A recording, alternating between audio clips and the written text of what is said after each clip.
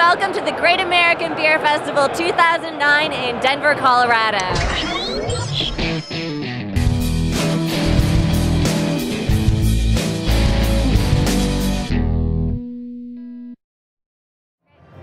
Hi, we're live from the VIP Lounge at the Great American Beer Festival, and I am here with Garrett Marrero from Maui Brewing. He came to us all the way from Maui. All the way, yeah. Welcome. I came in on Sunday, thank God. Got some time in Boulder. I love Denver, so coming up for a few days is always nice. Absolutely. A little chillier, I suppose. I woke up, I stayed with my buddy Dale up at Oscar Blues at his house in Boulder. Got out of the house at 9 o'clock in the morning. It was 41. That's half the temperature I'm used to it being. So you can imagine, I've been cold the whole week. So. Well, but we've got also cold beer to go along with this. So it helps take the bite off. Absolutely. So speaking of beer, what have you brought to the GABF that's interesting that people should try? Sure. I think all of our beers are really interesting. We do a good array of beers for the really big craft beer drinker, as well as maybe someone who's not so adventurous yet. Starting with like our Bikini Blonde Lager, a really nice Munich Helles lager. It's placed silver at the World Beer Cup. Love that beer, drink it all the time. Got our Big Swell IPA, which is a big, bold American IPA. I think we're most well known for our coconut porter. It's big, delicious. Robust porter brewed with hand-toasted coconut. Milk of Amnesia, which is our milk stout. We're really excited about that one in the competition as well. And a really unique one, the smoked rye PA. So that's on the floor here tonight, and we have 8 entries in the competition.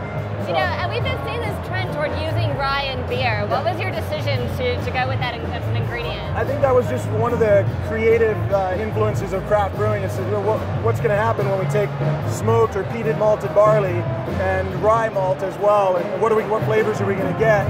So we figured we'd try it at the pub. It's a 7-barrel system. It allows us to experiment 200 gallons at a time without, really committing the whole production facility to it.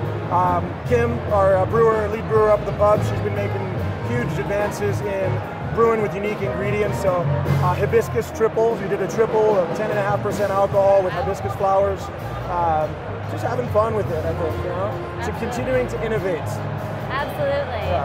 Anything that you also having judged that you've got your eye on that you think would do pretty well this year? Like I mentioned, I think the Milk of Amnesia is tasting really nice. We have not done a milk stout before. We hired a new brewer, Scott Freitas. He's been our brewer for a little over a year now. And that's one of his tried and true recipes, and it was really tasting perfect. So we actually swapped out a beer to put that in instead. I also like our Father Damien Abbey. And of course, coconut porter is such a unique beer. We see a lot more coconut beers than we did 5 years ago when we first brewed that. 4 years ago, we placed a World Beer Cup with that. Now I think there's 3, 4, 5 other coconut beers that are out there. So we're trendsetters, I guess, a little bit, but it's always fun to see everyone try a different way of using the coconut and making something unique and equally good in a different style. So that's fun. Very good. So what is going on at the brewery in Maui that will bring us and everyone to come to Maui and visit you? Sure. We've actually had a great time this year with brewers visiting us. So much so that I probably didn't get too many phone calls after saying this, but we've actually built an apartment in the brewery. Wow. So we have that because I don't have enough room in my house. So we have places for people to stay every now and again. It's fun. But with our Maui Brewers Festival, it's a nice thing to have inside the brewery. We're having a lot of beer tourism. We're seeing, even though the economy is arguably down, I think Maui's doing pretty well on the beer scene. So we've been growing. We went from 5,000 square feet in 06. We're now at 11,000 square feet. 500 barrels in 06. We'll do 7,000 this year and 12 next year.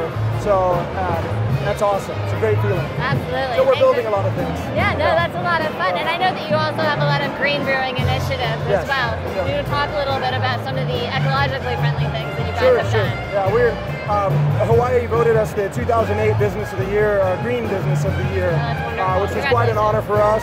It was particularly interesting. It was the second year in a row that a brewery had won that Green Business Award. Prior to us, it was Kona Brewing Company, who has made great strides, great efforts in also being a green brewer.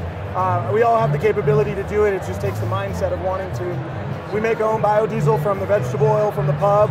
All of our grain goes to local farmers to raise cattle and pig, and even make compost to grow local vegetables. So if you come to our restaurant, all our meat and all our vegetables are grown on Maui. So we make a good point of that because it's not only fresher, but it is some of the best possible available produce and meat around. So wonderful. Solar, all that fun stuff. Oh, wow. There are solar thermal water heats going on the roof this week while I'm here, so that's a little stressful, me being gone, but trying to get all of our heat generation from the sun. Very nice, very nice. Well, Garrett, it was so nice to speak with Yes, you. great to see you Cheers. again. Thanks for joining us you. in the VIP Cheers. room, and All right. we'll see you out on the floor. Aloha. Thank you. All right.